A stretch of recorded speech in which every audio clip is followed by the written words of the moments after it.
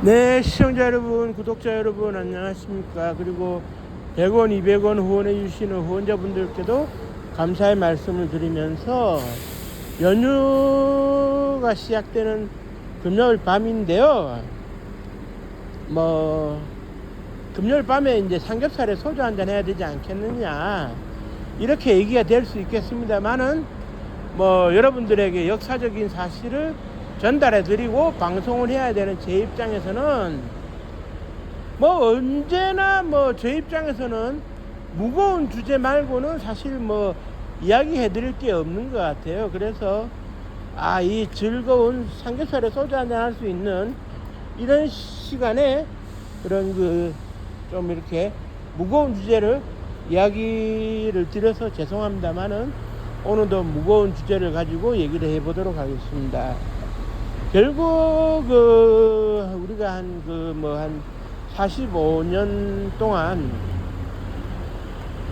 정부에서 얘기를 했는 소위 그런 극악한 거짓말을 진실인 양 믿고 어디서 하소연도 못하고 살아왔는데, 이제는 그렇게 하면 안 되지 않겠는가. 이제라도 진실을 말할 수 있고 한 분 한 분 돌아가신 분들의 영혼을 보다듬어 줄 수 있다면, 그래서 국가가 이제 이건 좀 말이 안 되겠습니다만은, 보상 부분은 법이 정한 테두리에서 별도로 해야 되겠지만, 국가가 이제 천도제라도 지내줄 수 있어야 되는 것 아닌가, 이런 생각을 하게 됩니다. 그게 이제 무슨 얘기냐면, 조금 간단하게 이제 설명을 드릴게요.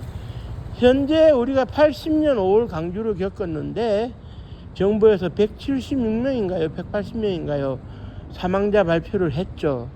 그때 당시 사망자 발표를 안 할 수는 없으니까 했는데, 그리고 이제 곧이어 이제 참신교육대의 경우에도 이제 그 훈련 과정에서 50명이 사망을 했다라고 국방부가 발표를 했다가, 50 청문회 당시에 이제 참신교육대가 이제 문제가 되니까네, 추가 사망자를 조사하는 과정에서 4명이 더 드러났다. 그래서 이제 54명이 죽었다라고 이제 발표를 했는데,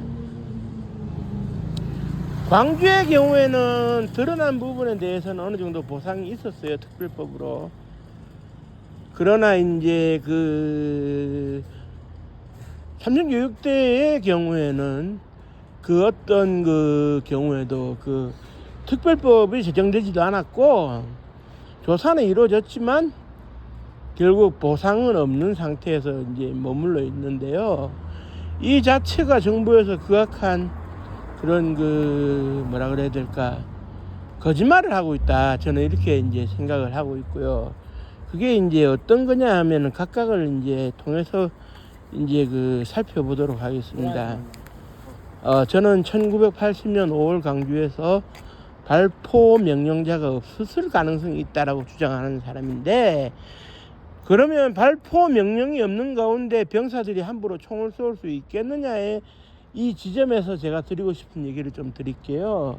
무슨 이야기냐 하면, 1980년이죠.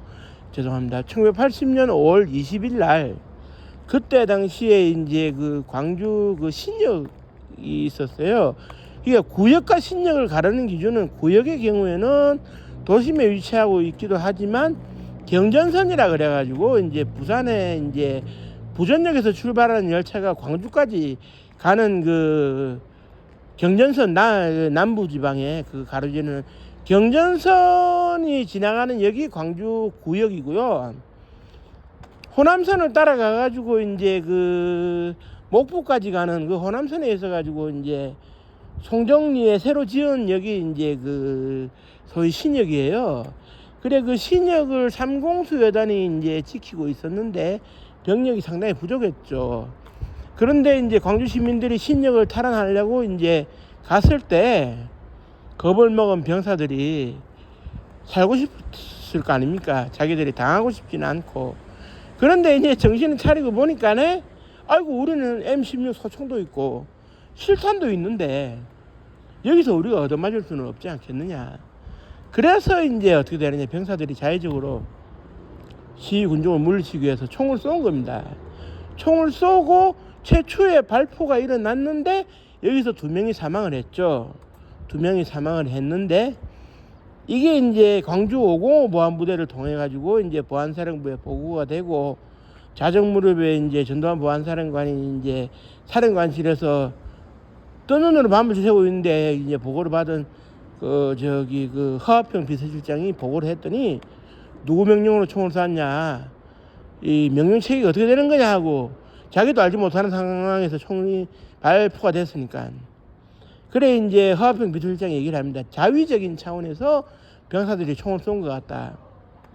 그 이후에 어떤 상황이 전개가 되느냐 하면, 전두환 보안사령관이 시위는 진압을 해야 되겠고, 이 어떻게 답은 안 나오니까, 그렇다면 실탄을 활용해서 이제 진압을 해야 되겠는데, 이 발포 명령을 내리면 발포 명령을 내리는 사람이 먼 훗날 누군가 책임을 져야 될 수도 있고, 거기다가 이성 기염사령관은 죽어도 발포 명령을 안 내려줄 것 같고, 자기나 정호영 특전사령관이 발포 명령을 내렸다가 훗날에 책임을 지는 일도 없어야 되겠고, 그렇게 되다 보니까 자연 발생적으로 나온 게 이제 군대에서 소위 자위권이라는 개념을 들고 나왔어요.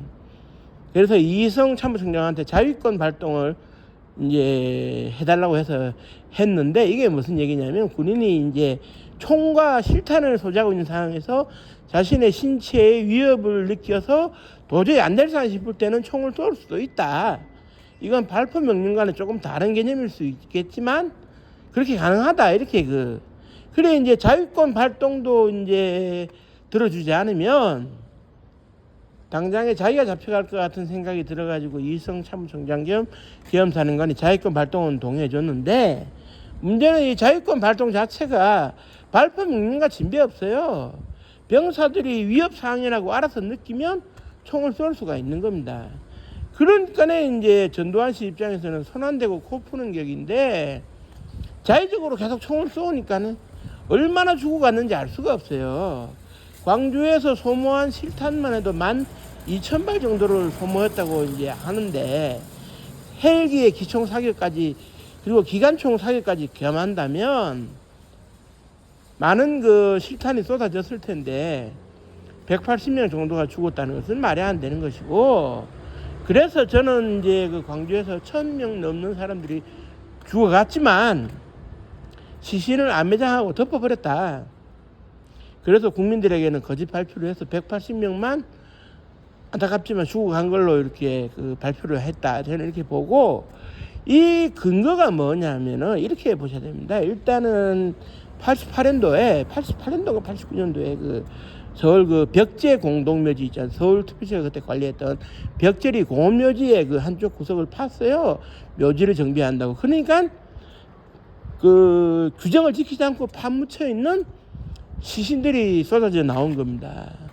그런데 시신은 부패될 수 있어도 이 섬유로 만들어진 옷이나 브론치, 그다음에 쇠나 이제 철로 만들어진 배지 같은 경우는 녹이 슬지언정 이렇게 부패되지는 않거든요. 그래서 이제 거기에서 시신이 무더기로 나왔다 이래 되니까 광주 사람들이 갔는데, 거기서 어떻게 되느냐, 유류품들을 보더니 이거 내 시아버지가 늘 착용하고 다니는 브로치인데, 이 신발은 내 아들이 신고 갔던 좋아하던 신발인데 특정 상표가 구분이 되니까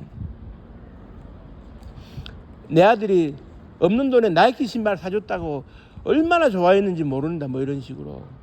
거기에다가 지금은 세상에 있는지 없는지, 존재하고 있는지 없는지는 제가 모르겠습니다만, 예전에 증언했던 사람이 있어요. 굴착기 기사였는데 어느 날 사장이 이제 일이 있어 차를 타고 가서 현장에서 장비가 있으니까 도와주면 된다.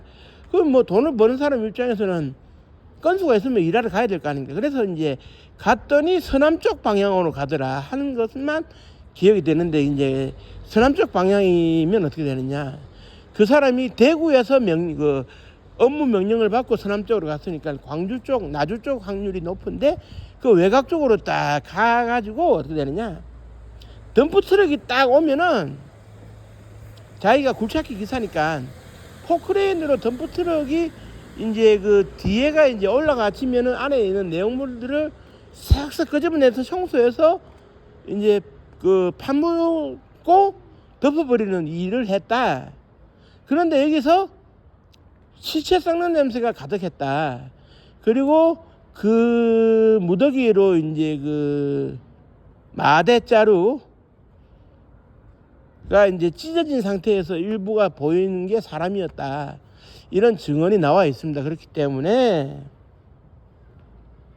이런 증언들을 종합해 본다면 정부에서는 극악한 거짓말을 하고 있을 가능성이 있고, 광주에서는 약 1000명이 넘는 사람들이 죽어나갔음이 명백한 거 아닌가라고 생각이 되어집니다. 그리고 이제 주제를 약간 바꿔가지고 삼천교육대의 경우에는 어떻게 되느냐, 1600명 정도가 죽었을 거라는 주장이 나온 바가 있고, 그래 한탄강 유역에서 이제 소위 그런 그 화장장을 이제 설치를 해가지고 사람들을 태워주겠다, 태워서 시신을 없앴다, 이런 얘기가 나오는데 그거는 조금 거리감은 있을 것 같아요. 왜냐하면 저도 이제 돌아가신 아버님을 화장을 했습니다만은 최신식 화장장에서도 이제 화장을 하려면은 사람을 1시간 화장을 해서 뼈가루를 만드는데 한 2시간 정도 걸리거든요.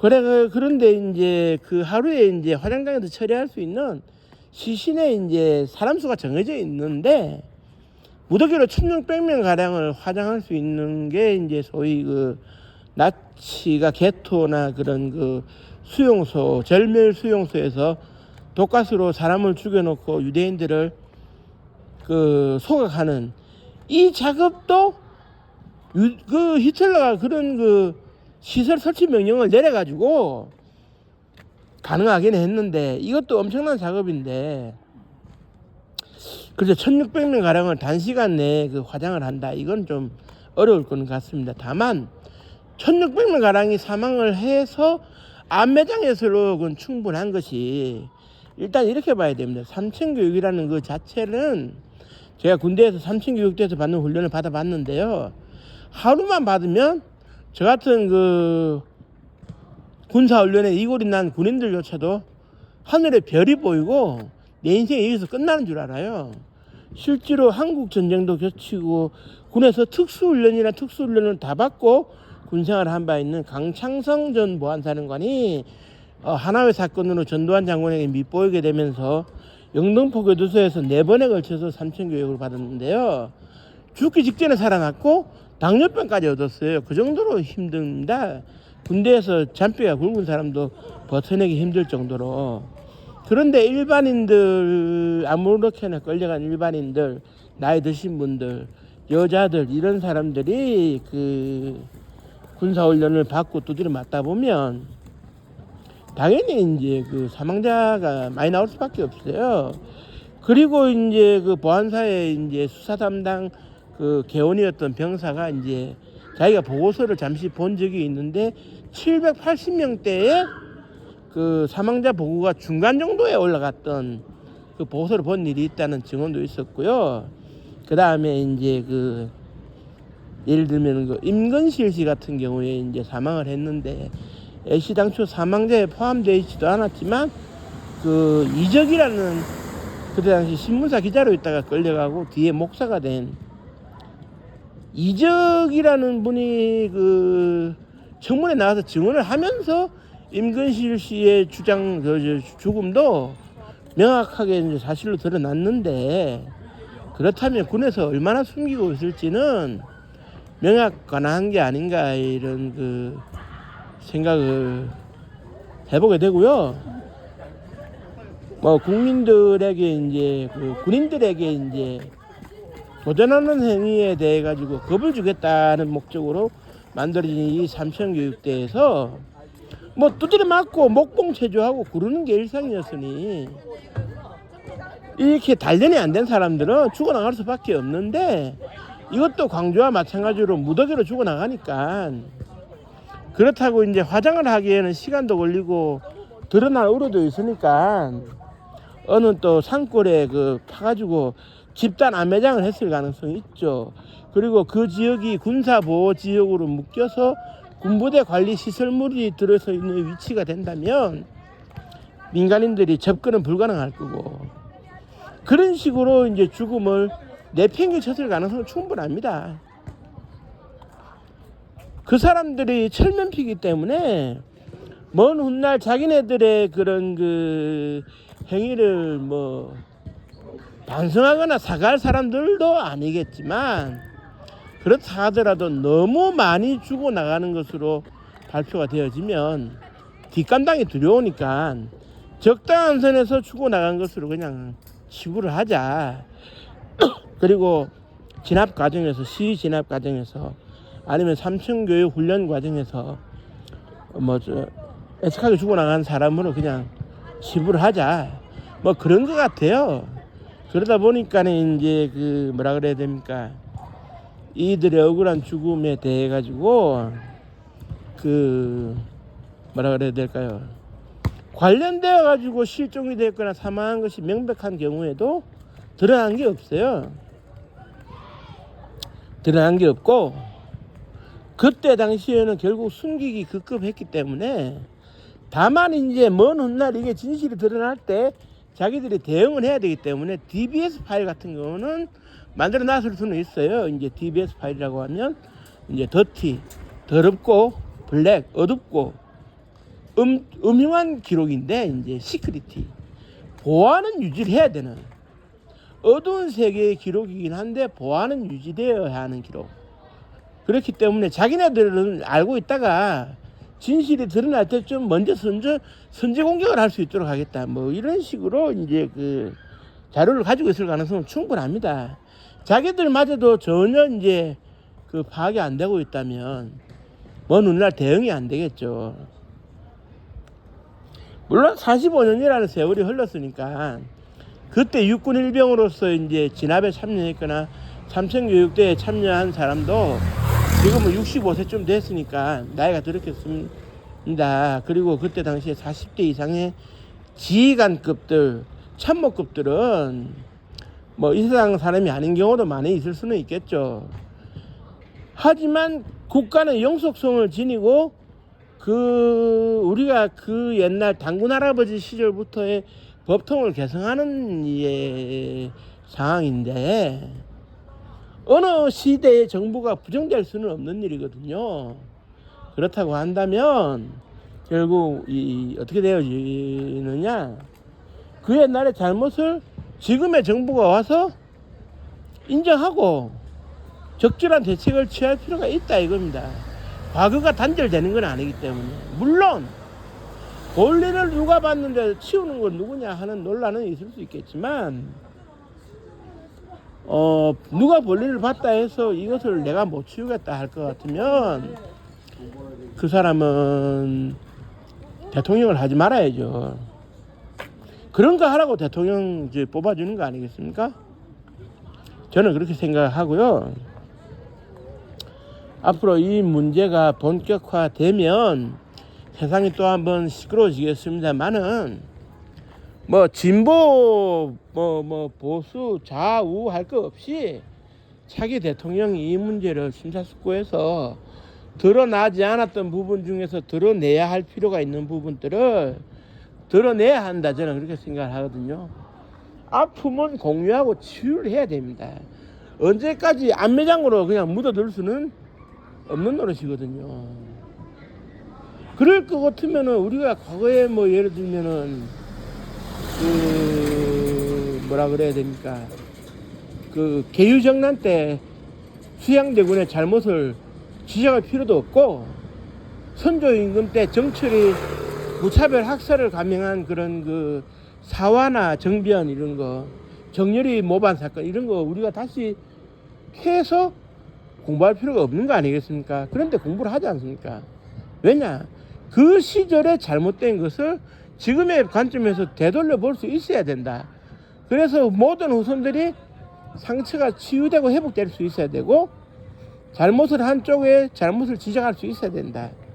그래서 뭐 왕이 잘못했다면 오늘날의 전주시 가문에서 무겁게 책임감을 가지고 받아들일 수 있어야 된다, 뭐 이런 거 아니겠습니까?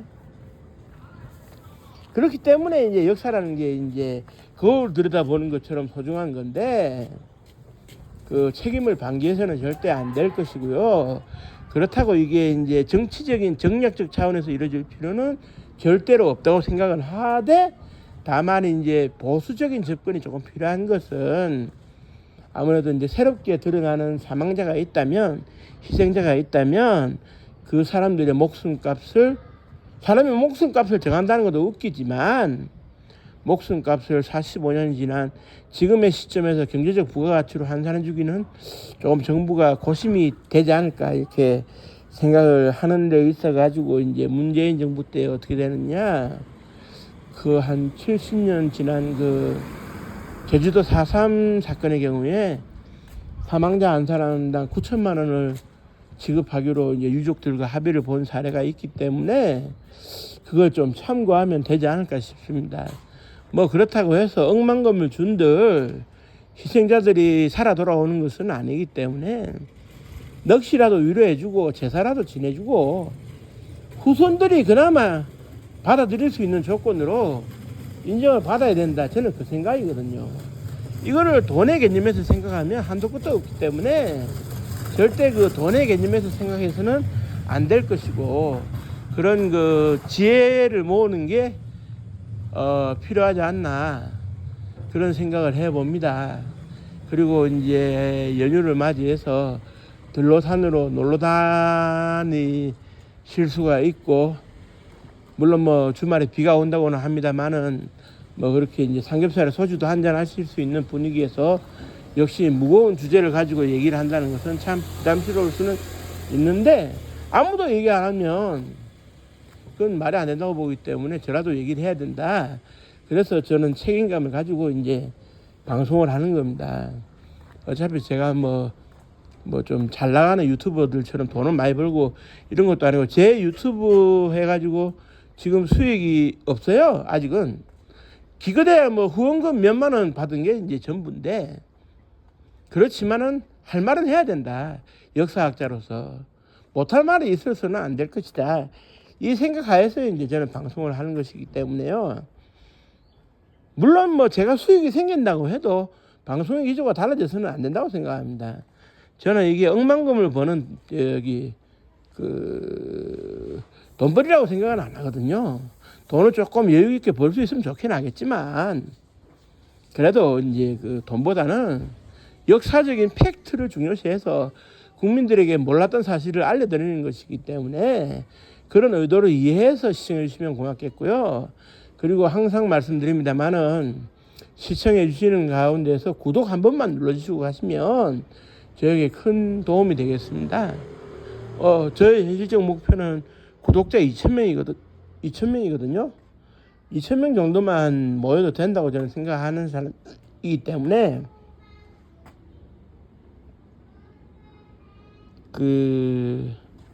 아무튼 감사하고요.